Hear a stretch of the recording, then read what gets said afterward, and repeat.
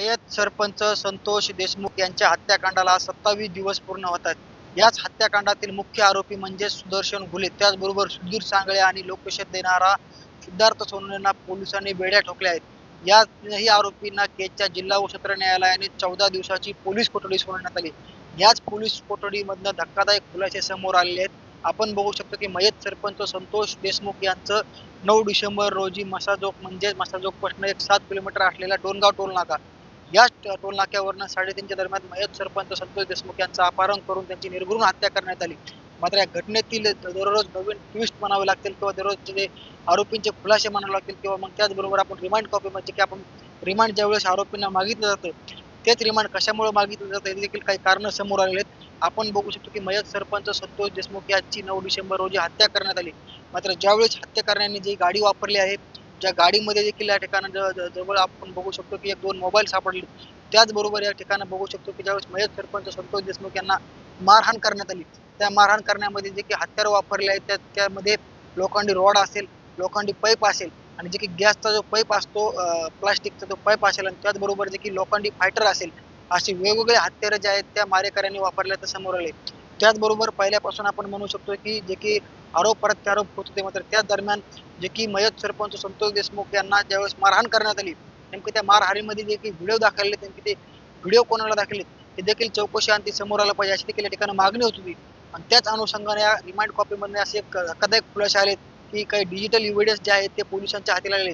मात्र संपूर्ण घटनाक्रम जाणून घ्यायचं म्हटलं तर मयत सरपंच संतोष देशमुख यांना मारहाण करण्यात आली त्याचबरोबर त्यांना टॉर्चर करून मारलं गेलं याचा पश्चाताप कुठल्याही पद्धतीच्या आरोपींना झालेला नाही. एक आनंद जे आहे त्यांनी घेतल्याचं समोर आलंय.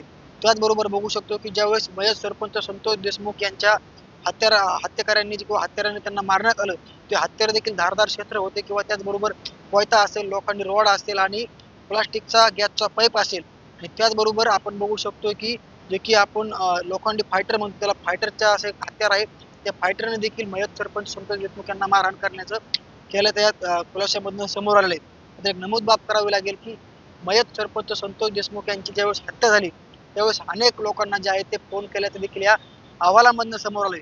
ज्या लोकांना ह्या मारेकऱ्यांनी फोन केलाय किंवा त्याच्यानं ज्या लोकांना यांनी फोन करून सांगितलंय त्या लोकांचे फोन सध्याला स्विच ऑफ येतात किंवा स्विच ऑफ दाखवतात असं देखील या अहवालामधून समोर आलेलं आहे. आणि त्याचबरोबर आपण बघू शकतोय सुरुवातीपासूनच एक विशेष बाब म्हणावी लागेल की मयत सरपंच संतोष देशमुख यांची हत्या झाली आणि हत्येवेळेस नेमकी आरोपींनी कोणाकोणाला फोन केले त्याचबरोबर यांचे फोन कोणाकोणाला झालेत हे देखील समोर आलं पाहिजे. आणि त्याच अनुषंगाने आपण बघू शकतो की अहवालामधनं अशी घटना एक समोर आलेली आहे की असं खुलासे समोर आलेत की या हत्यारांनी किंवा हत्येकऱ्यांनी मारेकऱ्यांनी अनेक लोकांना फोन केल्याची देखील माहिती समोर येते किंवा अहवालामधून समोर येते. आणि त्याच अनुषंगानं ह्या जे की सुदर्शन घुले असेल, प्रतीक घुले असेल, सुधीर सांगळे असेल, कृष्ण आंधळे असेल आणि आणखी काही आरोपी असतील त्या आरोपींनी वेगवेगळ्या लोकांना फोन केल्याचं देखील अहवालामधनं समोर आलंय. मात्र ज्या व्यक्तींना फोन केला त्या लोकांचे जे मोबाईल जे आहेत त्याला बंद येतात त्याचा शोध जे आहे ते पोलीस घेतात ते देखील अहवालामध्ये समोर आलाय. मात्र नेमकी ते व्यक्ती कोण आहेत हे देखील अहवालामधनं समोर आलंय. मात्र एक विशेष बाब म्हणावी लागेल जे की मयत सरपंच संतोष देशमुख यांची हत्या करण्यात आली आणि हत्या करतेवेळी ज्यावेळेस हत्या करत होते की ज्यावेळेस मयत सरपंच संतोष देशमुख यांना मारहाण करण्यात होती ही मारहाण जी आहे ती कुठल्याही मारहाणीचा पश्चाताप जे आहे त्या आरोपींना झालेला नाही. एक आनंद जे आनंद म्हणून यांनी ही मारहाण केल्याचं देखील समोर आलंय. मात्र विशेष बाब म्हणावी लागेल याचे काही डिजिटल एव्हिडन्स देखील पोलिसांच्या हाती लागलेले आहेत, सीआयडीच्या हाती लागलेले आहेत आणि त्याच एव्हिडन्सच्या आधारावर या संपूर्ण आरोपींना जे आहे ते अटक केलेलं आहे. आता एक नमूद बाब म्हणावी लागेल आपण बघू शकतो की ज्यावेळेस मयत सरपंच संतोष देशमुख यांची हत्या करण्यात आली आणि ज्यावेळेस आरोपी फरार होत होते त्या फरार होण्यामागे देखील काही लोकांनी मदत केलेली आहे, काही आर्थिक रसद पुरवलेली आहे आणि त्याचबरोबर यांना फरार होण्यासाठी देखील काही लोकांनी मदत केलेली आहे. असे देखील काही लोकांचे फोन कॉल देखील समोर आले त्या CDR मध्ये समोर आले. त्याच लोकांचा पोलीस देखील शोध घेतात. आपण बघू शकतो की संपूर्ण घटना घडत असताना जवळपास 3:30च्या दरम्यान मयत सरपंच संतोष देशमुख यांचं अपहरण झालं. मात्र एक नमूद बाब म्हणावी लागेल या ठिकाणी की 3:30 आणि 6:30चा वेळ म्हणजे जवळपास 3.5 तास 3.5 ते 4 तासाचा संपूर्ण कालावधी होता. याच कालावधीमध्ये मयत सरपंच संतोष देशमुख यांची हत्या करण्यात आली. मात्र ज्यावेळेस हत्येमध्ये वेगवेगळे हत्यारे वापरण्यात आले त्याचबरोबर आपण बघू शकतो की काही फोन देखील वापरण्यात आले आणि एक व्हिडिओ कॉल देखील काही लोकांना करण्यात आला होता. त्याचबरोबर काही व्हिडिओ देखील काढण्यात आले होते.